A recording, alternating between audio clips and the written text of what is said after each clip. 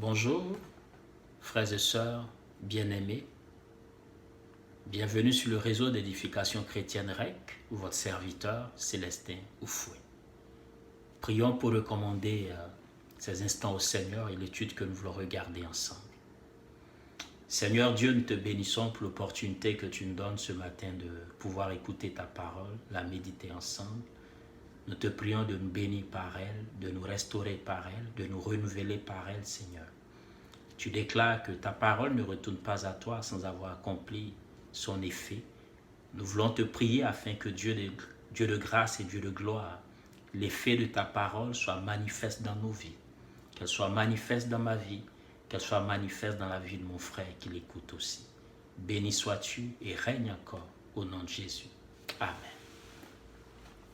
Ce matin, nous voulons porter nos regards dans le livre de Jean, Jean au chapitre 8, les versets 30 au verset 36.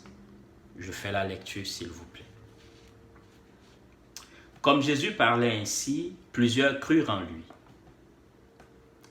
Et il dit aux Juifs qui avaient cru en lui, « Si vous demeurez dans ma parole, vous êtes vraiment mes disciples.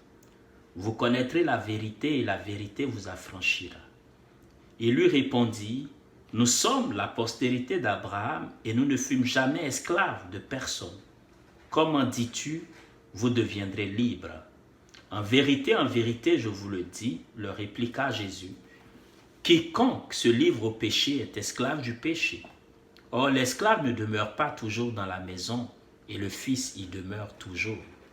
Si donc le Fils vous affranchit, vous serez réellement libres. » Donc c'est ce passage que je voudrais que nous puissions regarder ensemble. Mais pour le situer, Jésus discute avec les pharisiens, avec les chefs religieux, et il leur parle de sa mission, il leur parle de son origine. Alors cela crée une polémique, une discussion entre eux. Mais parmi ce groupe quand même de discussion, parmi son auditoire, il y a quelques-uns qui vont croire en Jésus. Donc certains vont croire en lui, donc vont croire en ce que Jésus est en train de dire. Ils vont faire confiance à Jésus pour cela. Alors Jésus va leur adresser la parole. Jésus dit au verset 31, « Si vous demeurez dans ma parole, vous êtes vraiment mes disciples. » Donc demeurez dans la parole pour être de vrais disciples. Il dit, « Si vous demeurez dans ma parole, vous êtes vraiment mes disciples. » Jésus est en train de leur dire du moins que la parole doit être la priorité de leur vie. Demeurer dans la parole du Seigneur, c'est obéir à Dieu, c'est obéir au Seigneur, c'est marcher selon les règles du Seigneur. Demeurer dans la parole de Jésus, c'est marcher selon ce que Jésus veut. Demeurer dans la parole de Jésus, c'est lui faire confiance, c'est persévérer dans la marche avec Jésus. Il dit, si vous demeurez dans mes paroles, vous êtes vraiment mes disciples. Donc c'est l'une des caractéristiques du vrai disciple. Donc le disciple, c'est celui qui marche selon la parole de Jésus. Le disciple, c'est celui qui demeure dans la parole de Jésus. Le disciple, c'est celui qui fait confiance à la parole de Jésus, qui est persévérant dans cette parole-là.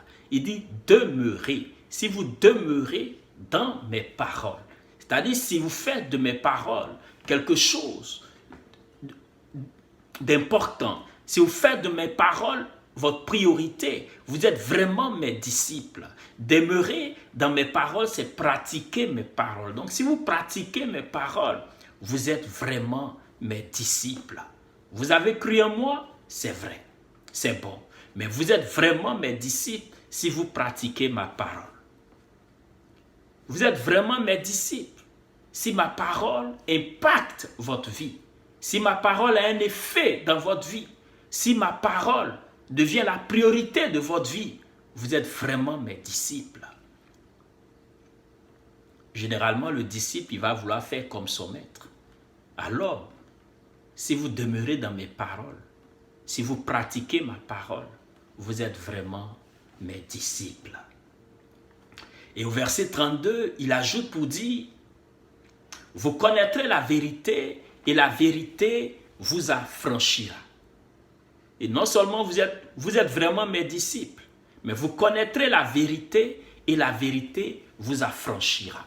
Lorsqu'on parle d'affranchissement, généralement, on fait un lien avec l'esclavage. Lorsqu'on parle d'affranchissement, on fait un lien avec l'oppression.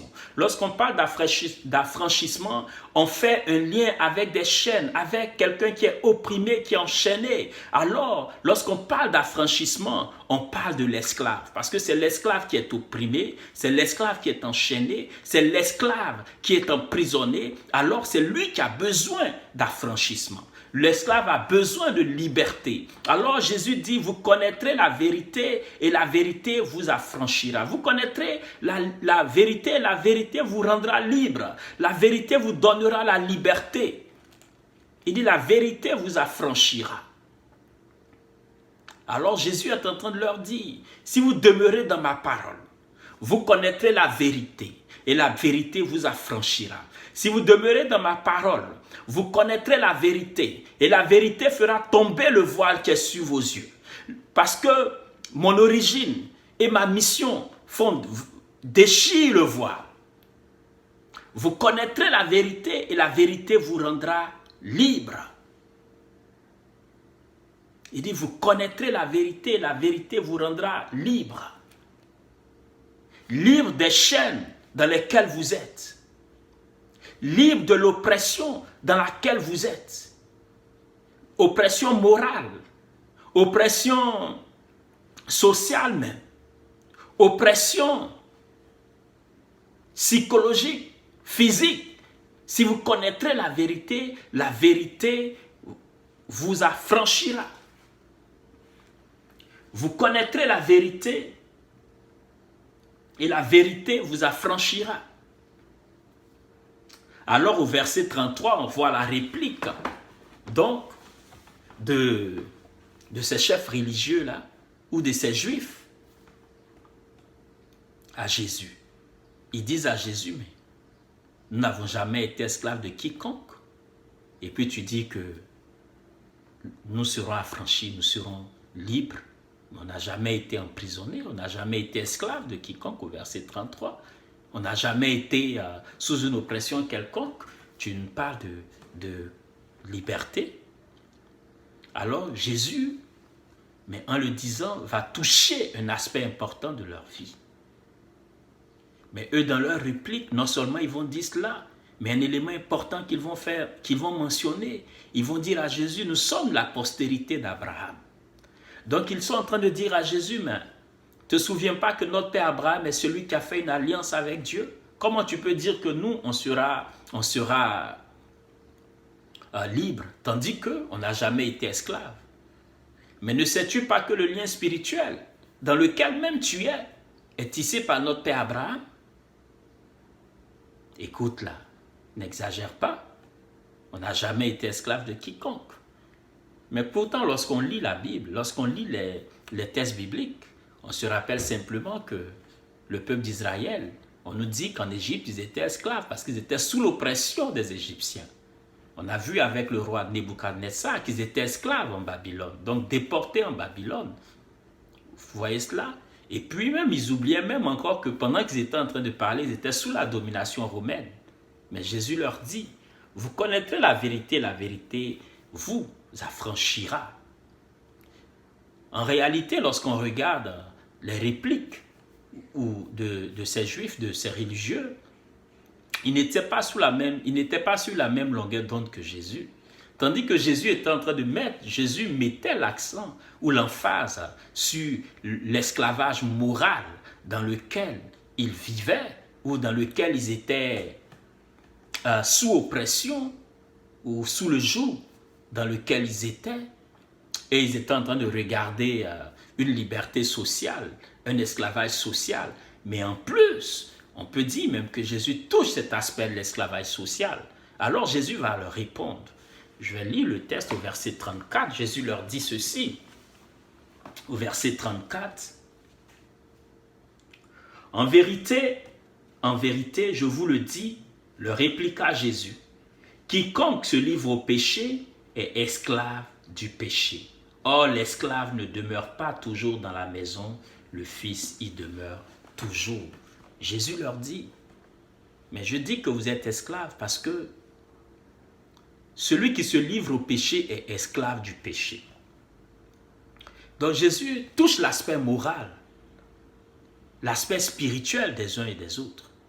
Jésus est en train de leur dire, mais quand la relation avec Dieu a été coupée, vous êtes attaché à un type de relation, mais c'était la relation amoureuse avec le péché. C'était le délice avec le péché. Alors Jésus leur dit, vous connaîtrez la vérité vous affranchira du péché. Donc il pose ici les bases. D'abord il leur dit, demeurez dans ma parole pour être de vrais disciples. Deuxièmement, vous connaîtrez la vérité. La vérité va vous affranchir. Et troisièmement, la vérité vous affranchit du péché. Première étape. La vérité affranchit du péché, comment? Parce que la vérité rétablit notre relation avec Dieu. La vérité nous fait prendre conscience que nous avons besoin de Dieu, que sans Dieu, nos vies n'ont pas de sens. Souvent, nous mettrons l'accent sur, nous parlerons effectivement du péché, mais le fondement du péché est dû au fait que nos vies sont désintégrées par rapport à notre relation avec Dieu. La vérité est due, du moins le péché est dû au fait que notre relation avec Dieu est en souffrance. Et Jésus leur dit, vous connaîtrez la vérité et votre relation avec Dieu sera rétablie. Alors, quand votre relation avec Dieu est rétablie, vous êtes épanoui. Vous êtes libéré de l'oppression du péché. Vous êtes libéré du joug du péché. C'est ce que Jésus était en train de leur dire. Mais ils n'avaient pas compris cela. Pourquoi? Ils n'avaient pas compris cela parce que ils étaient attachés aux traditions. Ils étaient attachés à leur arrière-plan spirituel ou à leur arrière-plan ancestral. Ils étaient attachés à leur arrière-plan familial, à leur arrière-plan spirituel. Il dit, nous sommes la postérité d'Abraham. Combien de fois nos arrière-plans n'ont pas influencé négativement notre épanouissement? Combien de fois notre arrière-plan n'a pas perturbé notre paix, notre quiétude? Combien de fois nos arrière-plans nous ont empêchés de prendre des décisions pour notre paix, pour notre épanouissement, pour notre santé même? Combien de fois notre arrière-plan spirituel, notre arrière-plan familial n'a-t-il pas influencé négativement notre épanouissement? Alors Jésus est en train de leur dire, de grâce, ne vous y trompez pas. Si vous avez cru en moi, demeurez dans ma parole. Demeurez dans ma parole qui est la vérité et vous serez réellement libre. La vérité vous affranchira et vous serez réellement libre. Il dit, vous connaîtrez la vérité et la vérité vous affranchira. C'est la vérité qui affranchit. Par la suite, Jésus leur dit au verset 35, « Or, l'esclave ne demeure pas toujours dans la maison, le Fils y demeure toujours. L'esclave n'hérite pas des biens du Père ou de la maison, à moins d'un cas, je dirais, extrême ou je ne sais pas comment on le dit là, mais l'esclave n'hérite jamais des biens du Père. C'est le Fils qui hérite.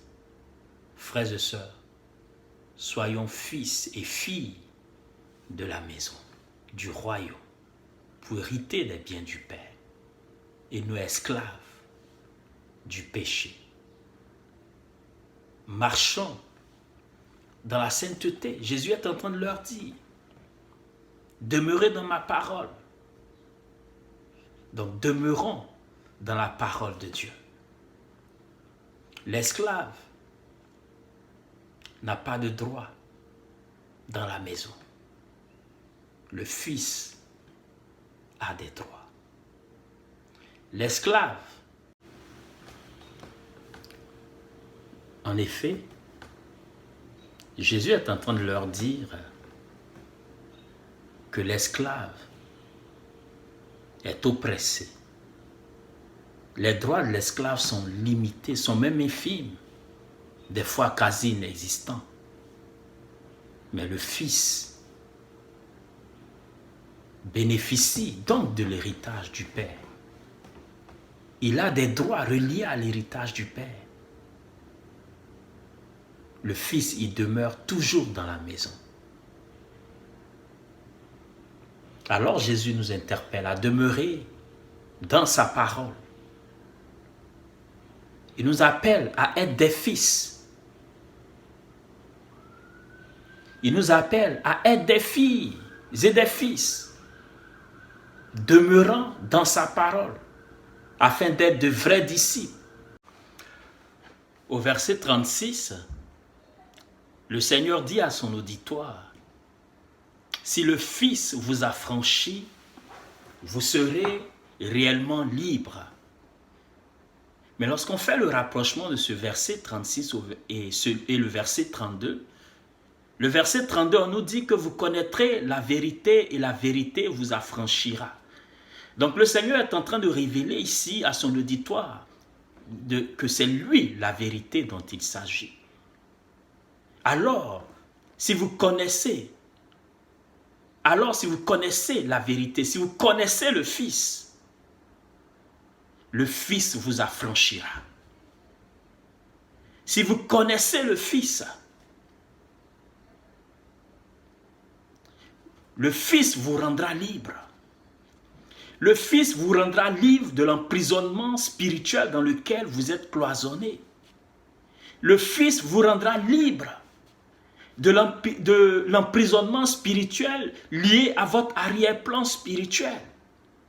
Comme il le disait ici, mais nous sommes la postérité d'Abraham. Ils étaient en train de dire au Seigneur que nous faisons partie de la lignée d'Abraham. Nous avons un arrière-plan spirituel, on n'a jamais été esclaves.